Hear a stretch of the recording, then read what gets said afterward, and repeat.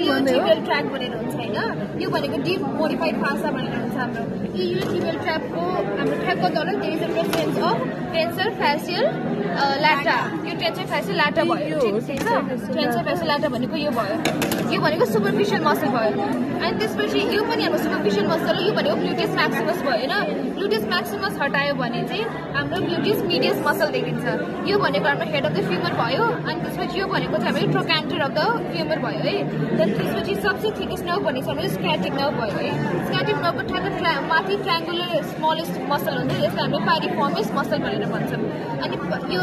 ग्लुटेस मिडियस मसलको ठ्याक्क तल हाम्रो ग्लुटेस मिनिमस मसल प्रेजेन्ट हुन्छ है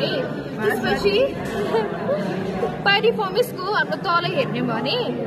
यो भनेको जेमेलस सुपिरियर मसल भयो यो व्हाइट वाला पार्ट चाहिँ टेन्डन अफ द ऑब्ट्युरेटर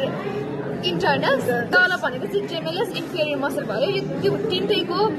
इन्सर्सनले चाहिँ हाम्रो बाइसेपिटल टेन्डन बनाउँछ जुन चाहिँ हाम्रो के अरे ग्रेटर हेड अफ फ्युमरमा आएर इन्सर्ट हुन्छ यसको ठ्याक्क तल चाहिँ हाम्रो क्वाड्रेटस फेमोरिस मसल प्रेजेन्ट हुन्छ त्यो भयो है स्क्याटिक मसल चाहिँ